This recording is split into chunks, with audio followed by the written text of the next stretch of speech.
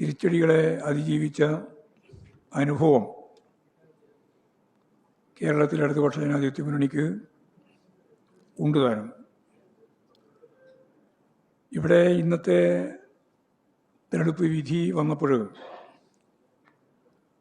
രാഷ്ട്രീയമായി വോട്ട് വിനിയോഗിക്കുന്ന ജില്ലാ പഞ്ചായത്തുകളിൽ 7 ജില്ലാ പഞ്ചായത്തുകളിൽ LDFനാണ് ഭരണം ലഭിച്ചിട്ടുള്ളത്. യഥാർത്ഥത്തിൽ 2010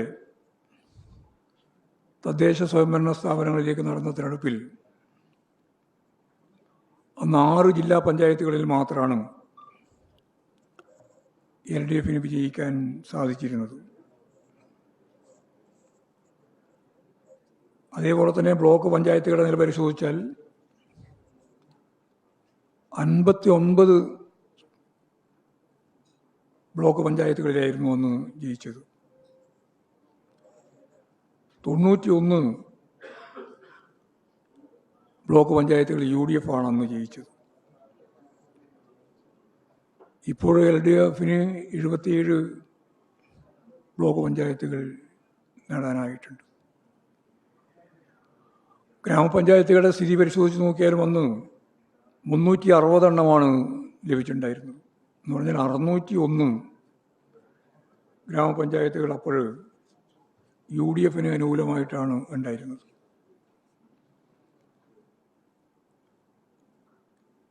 ഇപ്പോൾ 343 എണ്ണത്തിൽ ജയിക്കുകയും 70 എണ്ണം തുല്യമായി വരികയും ചെയ്തിരിക്കുകയാണ്. മുനിസിപ്പാലിറ്റികളുടെ സ്ഥിതിയും അന്ന് വളരെ ദയനീയമായിരുന്നു. നമുക്ക് 17 മുനിസിപ്പാലിറ്റികൾ മാത്രമേ ഉണ്ടായിരുന്നുള്ളൂ. 41 മുനിസിപ്പാലിറ്റികൾ അന്ന് UDFന് അനുകൂലമായിരുന്നു. ഇന്നിപ്പോൾ 28 മുനിസിപ്പാലിറ്റികൾ ജയിക്കാൻ നമുക്ക് സാധിച്ചിട്ടുണ്ട്.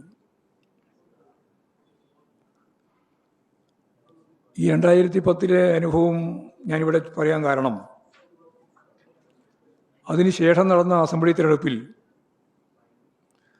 സത്യം പറഞ്ഞാൽ 2 സീറ്റിൻ്റെ കുറവിനാണ് ഭരണം നഷ്ടപ്പെട്ടത്. അപ്പോൾ നല്ല മുന്നേറ്റം ഉണ്ടാക്കുന്നതിന് വേണ്ടി അനുഭവത്തിൻ്റെ വെളിച്ചത്തിൽ നടന്ന പ്രവർത്തനത്തിൻ്റെ ഭാഗമായി അവിടെ ആ രീതിയിലുള്ളൊരു മുന്നേറ്റം സൃഷ്ടിക്കാൻ നമുക്ക് സാധിച്ചിട്ടുണ്ട് എന്നുള്ള കാര്യം ചൂണ്ടിക്കാണിക്കുകയാണ്. അപ്പോൾ 2010 തദ്ദേശ സ്വയംഭരണ സ്ഥാപനങ്ങളിലേക്ക് നടന്ന തെരഞ്ഞെടുപ്പിൻ്റെ അകത്തുണ്ടായിരുന്ന പരാജയത്തെ ഫലപ്രദമായി നേരിട്ടുകൊണ്ട് ജനങ്ങളിൽ നടത്തിയിട്ടുള്ള പ്രവർത്തനത്തിൻ്റെ ഫലമായിട്ടാണ് പിന്നീട് LDFന് മുന്നോട്ടേക്ക് വരാൻ സാധിച്ചിട്ടുള്ളത്.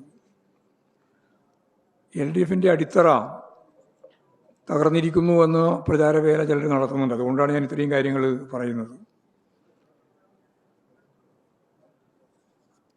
നേരത്തെ പറഞ്ഞതുപോലെ രാഷ്ട്രീയമായി പരിശോധിക്കുമ്പോൾ കാണുന്ന ജില്ലാ പഞ്ചായത്തുകളുടെ പകുതി ജില്ലാ പഞ്ചായത്തുകളിൽ ജയിക്കാൻ സാധിച്ചു എന്നുള്ളത് വളരെ പ്രധാനപ്പെട്ട കാര്യമാണ്. അത് ഞാൻ പറഞ്ഞത് LDFൻ്റെ അടിത്തറയിൽ കാര്യമായ മാറ്റം ഒന്നും ഉണ്ടായിട്ടില്ല. ബാക്കി കാര്യങ്ങളൊക്കെ ഓരോന്നോരോന്നായിട്ട് വിശദീകരിച്ച് പരിശോധിക്കേണ്ടതാണ്. ഞങ്ങൾ ആദ്യം പറഞ്ഞതുപോലെ വർഗീയ ശക്തികളുമായി ചേർന്നുകൊണ്ടാണ്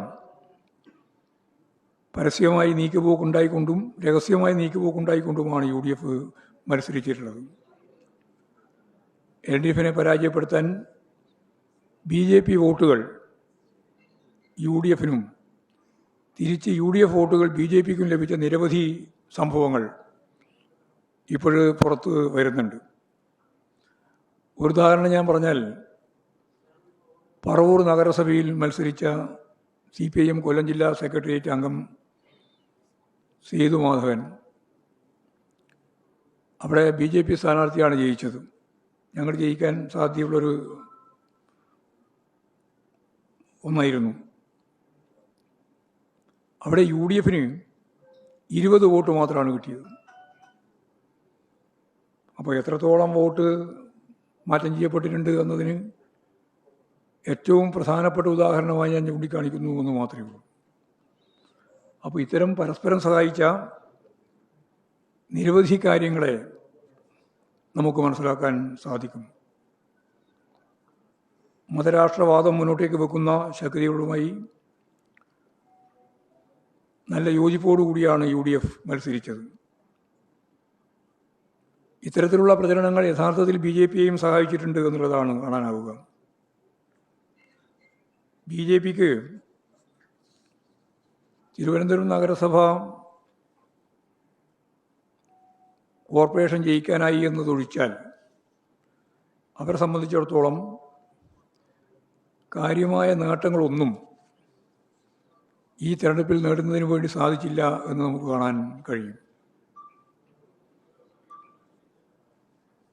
കഴിഞ്ഞ സ്വയംഭരണ തെരഞ്ഞെടുപ്പിൽ പന്തളം, പാലക്കാട് മുനിസിപ്പാലിറ്റികളിലാണ് BJP ജയിച്ചിരുന്നത്, 2 മുനിസിപ്പാലിറ്റികളിൽ. ശബരിമലയുമായി ബന്ധപ്പെട്ട ഏറ്റവും പ്രധാനപ്പെട്ട ഒരു പ്രദേശം ഉൾക്കൊള്ളുന്നതാണ് ഈ പന്തളം മുനിസിപ്പാലിറ്റി. അവിടെ ഇപ്പോൾ LDF ജയിച്ചിരിക്കുകയാണ്. ശബരിമല ഉൾക്കൊള്ളുന്ന വാർഡ് ഇടതുപക്ഷ ജനാധിപത്യ മുന്നണി ജയിച്ചിരിക്കുകയാണ്. പാലക്കാട് മുനിസിപ്പാലിറ്റി BJPയുടെ ഭൂരിപക്ഷം നഷ്ടപ്പെട്ടു. LDFന് സീറ്റ് വർദ്ധിപ്പിക്കാൻ സാധിക്കുകയും ചെയ്തു. മുനിസിപ്പാലിറ്റി മാത്രമല്ല, ഈ പന്തളത്തിൻ്റെ ഏറ്റവും അടുത്തുള്ള പഞ്ചായത്താണ് കുളനട, അതുപോലെ ചെറുകോൽ, മുത്തോലി എന്നീ പഞ്ചായത്തുകൾ. ഈ 3 പഞ്ചായത്തും BJP പഞ്ചായത്തുകളായിരുന്നു. അത് 3ഉം LDF പിടിച്ചെടുക്കുന്ന നിലയാണ് ഉണ്ടായിട്ടുള്ളത്. പാലക്കാട് അവർക്ക് ഭൂരിപക്ഷമില്ല. ഒറ്റക്കക്ഷി എന്ന രീതിയിൽ അവർക്ക് അവിടെ ഭൂരിപക്ഷം ലഭിക്കാത്ത സ്ഥിതിയാണ് ഉണ്ടായിട്ടുള്ളത്. കഴിഞ്ഞ തദ്ദേശ സ്വയംഭരണ തെരഞ്ഞെടുപ്പിൽ ഏറ്റവും വലിയ വിജയമാണ് LDFന് ലഭിച്ചിരുന്നത്. തദ്ദേശ സ്വയംഭരണ സ്ഥാപനങ്ങളുടെ പ്രവർത്തനങ്ങളിൽ പ്രാദേശികമായി പരിശോധിക്കേണ്ട കാര്യങ്ങൾ ഉൾപ്പെടെ എന്തൊക്കെയെന്നുള്ളത് വിശദമായിട്ട് പിന്നീട് പരിശോധിക്കുന്നതാണ്. സമാനതകളില്ലാത്ത നേട്ടങ്ങളാണ് സംസ്ഥാന സർക്കാർ കേരളത്തിന് നൽകിയിട്ടുള്ളത്.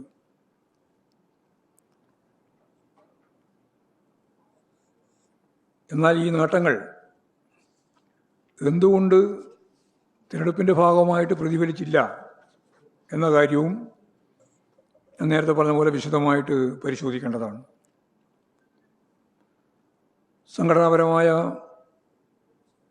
കാര്യങ്ങളെ സംബന്ധിച്ചും പോരായ്മകൾ സംഭവിച്ചിട്ടുണ്ടോ എന്ന കാര്യം വിശദമായി പരിശോധിക്കും. ജനങ്ങളിലേക്ക് കൂടുതൽ ഇറങ്ങിച്ചെന്ന് അവരുടെ കാഴ്ചപ്പാടുകളും ചിന്തകളും മനസ്സിലാക്കിക്കൊണ്ട് കൂടുതൽ ശക്തമായി ഇടപെട്ട് മുന്നോട്ടേക്ക് പോകാനാണ് പാർട്ടി ശ്രമിക്കുക. ജനവിശ്വാസം കൂടുതൽ നേടുന്നതിനുള്ള പ്രചരണങ്ങൾ, പ്രവർത്തനങ്ങൾ സർക്കാർ തലത്തിലും സംഘടനാ തലത്തിലും ഇനിയും ശക്തിയായിട്ട് നടത്തേണ്ടതായിട്ടുണ്ട്.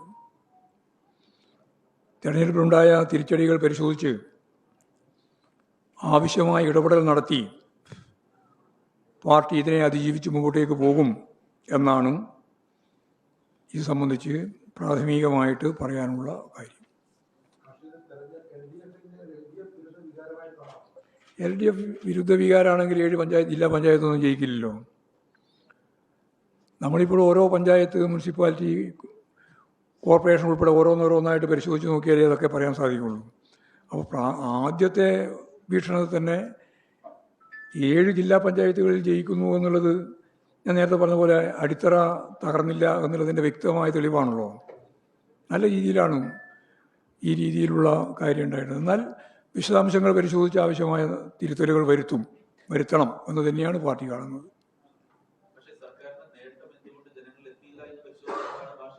അതെ അതെ,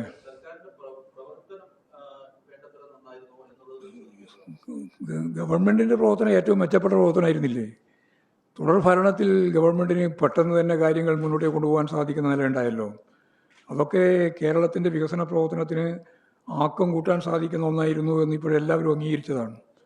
അതുകൊണ്ട് ഫലപ്രദമായ രീതിയിൽ തന്നെയാണ് ഗവൺമെൻറ് പ്രവർത്തനം മുന്നോട്ടേക്ക് നയിച്ചത്. അത് അത്രത്തോളം എങ്ങനെയാണ് ജനങ്ങൾ മനസ്സിലാക്കിയിട്ടുള്ളത് എന്നുൾപ്പെടെയുള്ള കാര്യങ്ങൾ പരിശോധിക്കാം, നമുക്ക് പരിശോധിക്കാം.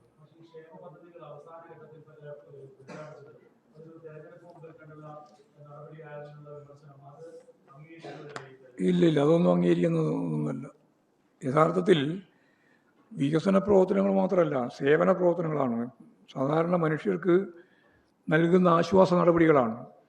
അതൊക്കെ സ്വാഭാവികമായിട്ടും അതിൻ്റെ സാമ്പത്തിക സ്ഥിതി കൂടി വെച്ചുകൊണ്ടല്ലേ നമുക്ക് നിലപാട് സ്വീകരിക്കാനാവുള്ളൂ. അത് ജനങ്ങൾക്ക് നല്ല ധാരണയുണ്ട്. അവർക്ക് ഇന്നേ വരെ 45 ഉറുപ്പികയിൽ നിന്ന് 2000 ഉറുപ്പികയായിട്ട് പെൻഷൻ വർദ്ധിപ്പിച്ചതും സ്ത്രീ ശാക്തീകരണത്തിൻ്റെ ഭാഗമായിട്ട് സ്ത്രീകൾക്ക് വളരെ ഫലപ്രദമായ രീതിയിലൊരു ആനുകൂല്യം പ്രഖ്യാപിച്ചതൊക്കെ പ്രകടന പത്രികയിൽ പറഞ്ഞ കാര്യം തന്നെയാണ്. പക്ഷേ അത് സാമ്പത്തിക പരാധീനത കൊണ്ടാണ് അത് നടപ്പിലാക്കാൻ പ്രയാസം വന്നത് എന്നുള്ളതും ജനങ്ങൾ കൃത്യമായിട്ട് മനസ്സിലാക്കുന്നത് തന്നെയാണ്.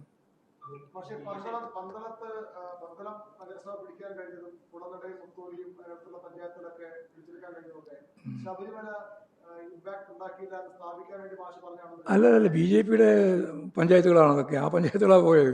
മുനിസിപ്പാലിറ്റിയും പോയി, പഞ്ചായത്തും പോയി. ശബരിമലയുമായി ഏറ്റവും അടുത്ത് ബന്ധപ്പെടുന്നതാണല്ലോ പന്തളം. അത് ഞാൻ പ്രത്യേകിച്ച് പറയേണ്ട കാര്യമില്ലല്ലോ.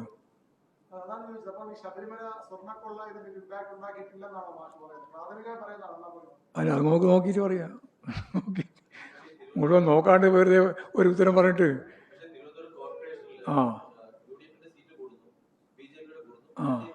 കുറയുന്നു. പരിശോധിക്കാം, വിശദമായിട്ട് പരിശോധിക്കാം.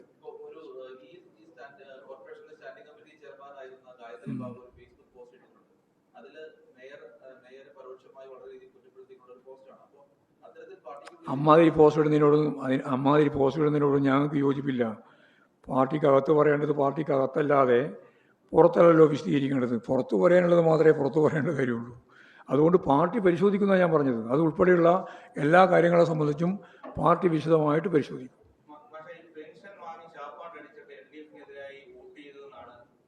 അങ്ങനെയൊന്നും പറഞ്ഞിട്ടില്ല. വെറുതെ ആവശ്യമില്ലാതെ തെറ്റിദ്ധാരണ ഉണ്ടാക്കാൻ വേണ്ടിയിട്ട് പറഞ്ഞത് മാത്രമേ നിങ്ങൾ. അങ്ങനെയൊന്നും എം മണി പറഞ്ഞ് ഞാൻ കേട്ടതാണ്. എന്ന് പറഞ്ഞാൽ ആനുകൂല്യങ്ങളെല്ലാം കിട്ടിയ ആളുകൾ വോട്ട് ചെയ്തിട്ടില്ല എന്നുള്ള രീതിയിലാണ് അദ്ദേഹം പറഞ്ഞത്. അത്രേ കണ്ടു.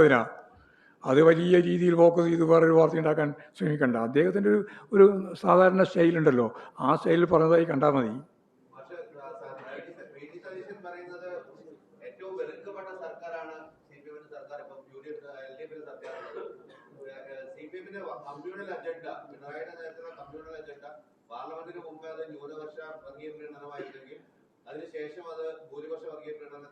അല്ല, അവർ ചെയ്തുകൊണ്ടിരിക്കുന്ന കാര്യം മറച്ചു വെക്കാൻ വേണ്ടി പറയുന്ന കാര്യങ്ങളാണതെല്ലാം. UDF ചെയ്തത് വർഗീയ ശക്തികളുമായി പരസ്യമായും രഹസ്യമായും കൂട്ടുകെട്ടുണ്ടാക്കിയ ചെയ്തേ.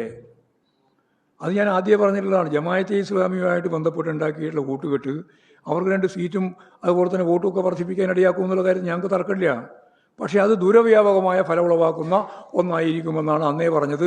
ഇന്നും അത് തന്നെയാണ് പറയുന്നത്. അവരതൊക്കെ ഉപയോഗിച്ചിട്ടുണ്ട്. അത് ശരിയാണ്.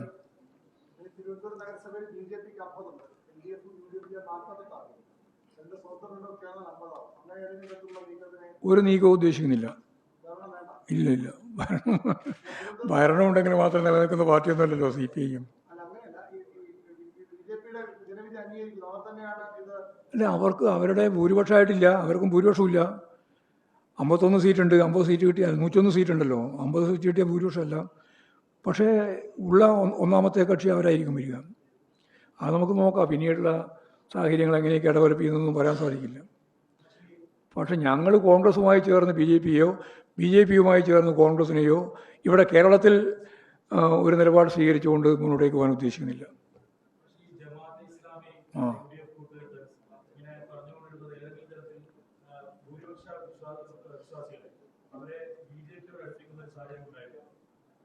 അല്ല, BJPയുടെ സ്ഥിതി മോശമാകുക ചെയ്തത്. നിങ്ങൾ BJPനെ പറ്റി ഇവിടെ ഒഴിച്ചു നിർത്തിയാൽ ഒരു ജില്ലാ പഞ്ചായത്തിലാണ് അവരാകെ ജയിച്ചത്, ഒരു ജില്ലാ പഞ്ചായത്ത് സീറ്റ്. BJP വലിയ രീതിയിൽ ഡെവലപ്പ് ചെയ്തിരിക്കുന്നു എന്ന് പറയുന്നത് പോലൊന്നും കാര്യമില്ല. കോർപ്പറേഷനിലാണ് അവർക്ക് കേന്ദ്രീകരിച്ച് നിൽക്കാൻ സാധിച്ചത്. ബാക്കി കേരളത്തിലുടനീളം അവരാഗ്രഹിച്ചതുപോലെ മുന്നോട്ടേക്ക് പോയിട്ടില്ല എന്നുള്ളതാണ് സത്യം. അത് കണക്കൊക്കെ വരുമ്പോൾ നിങ്ങൾക്ക് മനസ്സിലാവും, പൂർണ്ണമായിട്ട് മനസ്സിലാവും. അതാ ഞാൻ പറഞ്ഞത്, ഒരു ഒരു ഒരു ജില്ലാ പഞ്ചായത്ത് മെമ്പറാണ് അവർക്ക് ആകെയുള്ളത് BJP. ആ,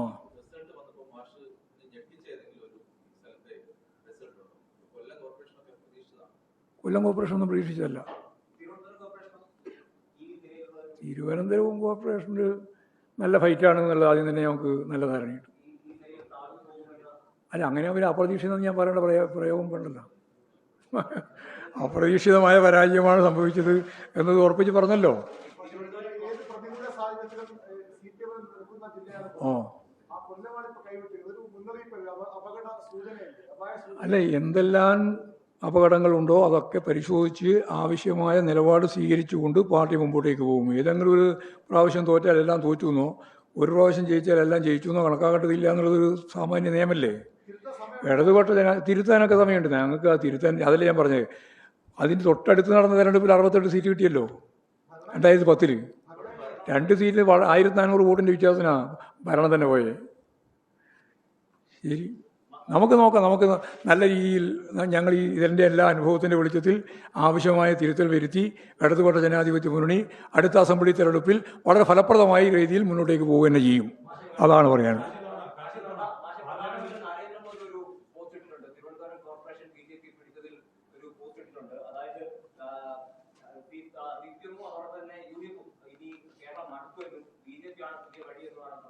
അതാ പറഞ്ഞ, ഒരു കോർപ്പറേഷനിൽ മാത്രമാണ് ജയിച്ചിട്ടുള്ളത് വരെ ആകെ. പണ്ട് ഉണ്ടായിരുന്ന പഞ്ചായത്തും പോയി, അതുപോലെ തന്നെ ഉണ്ടായിരുന്ന മുനിസിപ്പാലിറ്റിയും പോയി.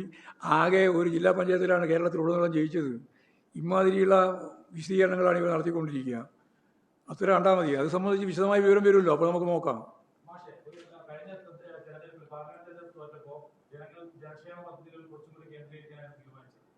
ഞങ്ങൾ കേന്ദ്രീകരിച്ചിട്ടുണ്ട്. ആ, നോക്കാം, നമുക്ക് കണ്ടുപിടിക്കാം വഴി എന്തൊക്കെയാണ്.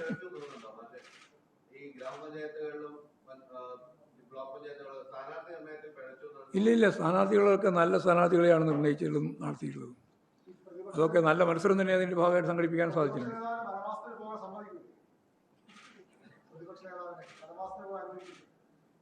അല്ല, വനവാസത്തിലേക്ക് ആരെങ്കിലും, ഏതെങ്കിലും രാഷ്ട്രീയ നേതാവ് വനവാസത്തിലേക്ക് പോകണമെന്ന് ഏതെങ്കിലും രാഷ്ട്രീയ പാർട്ടിക്കാർ സമ്മതിക്കാറുണ്ടോ? പറയാറില്ല. പറയുന്നവരാണെങ്കിൽ അവർക്ക് രാഷ്ട്രീയമില്ല എന്ന് മാത്രം കണ്ടാൽ മതി. ശരി.